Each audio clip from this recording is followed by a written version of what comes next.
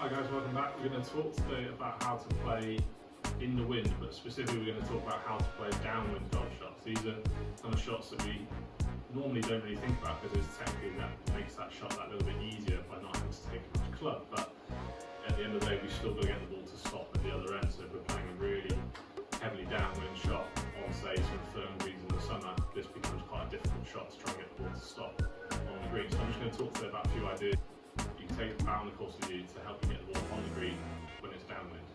Let's get started.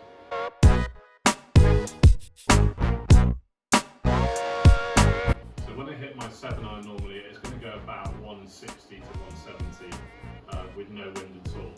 So if I've got a downwind shot and I've got it set to 20 miles an hour here, straight down behind me towards the green, I need to try and get that ball up in the air a lot more to get that sort of height to help it to come down nice and soft and nice and whip.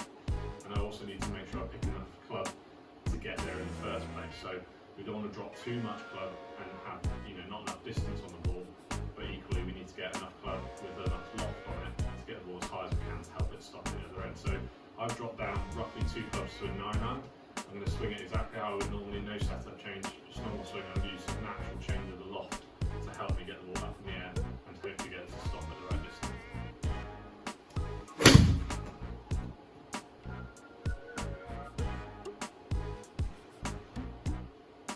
You see how that's just getting pushed a lot more from the wind behind as it comes down. It's coming down almost much more on a flat trajectory, so when it lands it's not going to stop anywhere near as quickly as if I was hitting with no wind at all.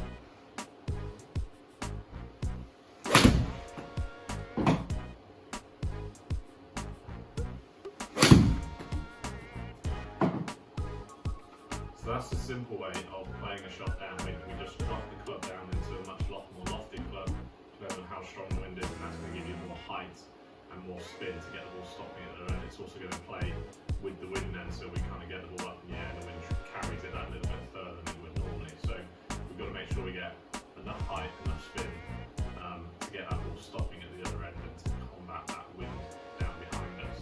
So you can see there, side by side comparison, how much difference there is when I get loft in my hand. So when I go down to a 9-iron, how much higher I can hit that ball, how much steeper it comes down the other end. So when that ball lands downwind, it's going to stop so much easier.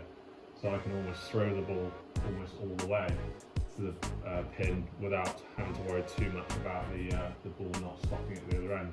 Whereas when I drop, or when I leave myself with the 7-iron and I try and manipulate that downwind, I'm losing out on launch, even though I'm trying to increase that with the ball position, but I'm generally losing out on it anyway because it's less lofted.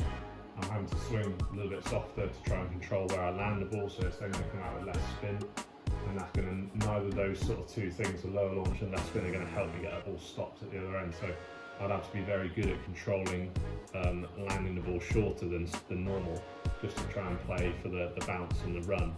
So there's 2 options there. You can see how they're quite consistent in terms of where they finish, but certainly the easier one would be to drop down the clubs, take more loft and use the wind to your advantage. So to get the distance, you can use that wind with less club to get the ball there, and then use the loft to get much more height, much more spin with that lower club. So just to give you 2 ideas, but otherwise both kind of feasible, both usable, and both have their times when you might need them. So give them both a go.